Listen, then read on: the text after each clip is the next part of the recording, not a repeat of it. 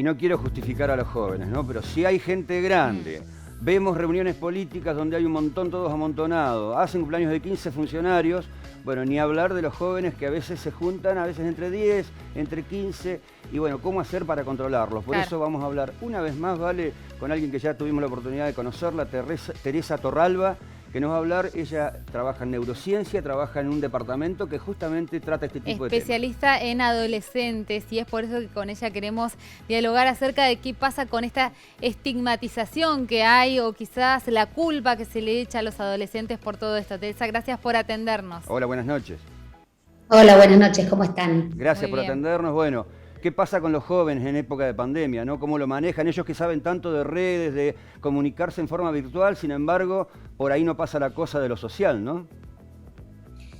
Sí, es cierto. Bueno, es importante contextualizar, ¿no? Que de alguna manera el cerebro de los jóvenes no funciona igual que el cerebro de los adultos, ¿no? Para empezar, que es una población o un grupo etario que tiene características particulares. El segundo punto importante a tener en cuenta es que todos los estudios, desde Fundación INECO hemos hecho varios, pero en el mundo entero hablan que los jóvenes definitivamente están teniendo un impacto psicológico por lo que está sucediendo con la pandemia, con el aislamiento social y con las medidas de restricción. Yo hoy quería por ahí hacer mayor hincapié, digo, para decirles algunas cuestiones más originales con respecto a qué es lo que está sucediendo con los jóvenes. ¿Por qué los jóvenes no están cumpliendo las restricciones que acaban de comentar ustedes? Es decir, ¿por qué siguen estando estas fiestas? ¿Qué es lo que pasa en la cabeza y en la mente de los jóvenes?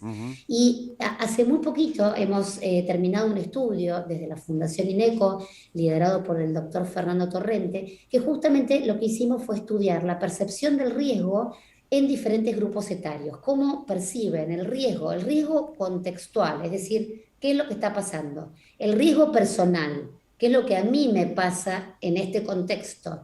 Y por lo tanto, cómo esto impacta en el cumplimiento de las medidas, ¿no? Y lo que encontramos es que definitivamente los jóvenes tienen, por un lado, un riesgo, una percepción del riesgo contextual, es decir, qué pasa con el COVID, qué pasa con la situación actual, cuál es la gravedad, tienen la misma percepción que los adultos.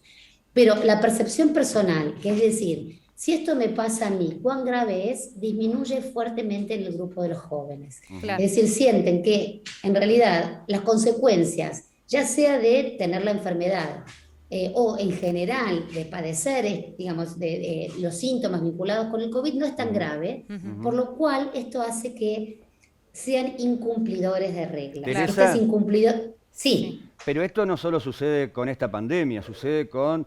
Es habitual que el joven tenga menos miedo cuando tiene esa edad que cuando es mayor, ¿no? Adulto en cualquier otro tipo de cosas también. Sí, bueno, esto tiene que ver directamente con cómo funciona el cerebro del adolescente.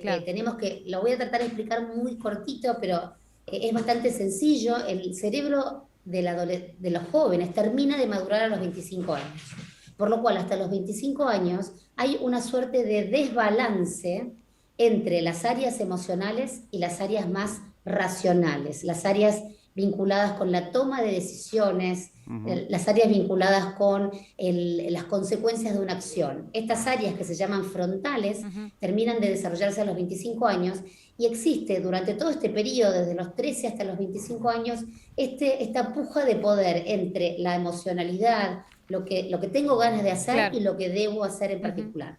Teresa, uno podría hacer una lectura de costo-beneficio, ¿no? Los adolescentes pueden llegar a pensar, bueno, si salgo quizás me puedo enfermar y relativizan la enfermedad y a cambio tengo la posibilidad de socializar, de estar con otras personas.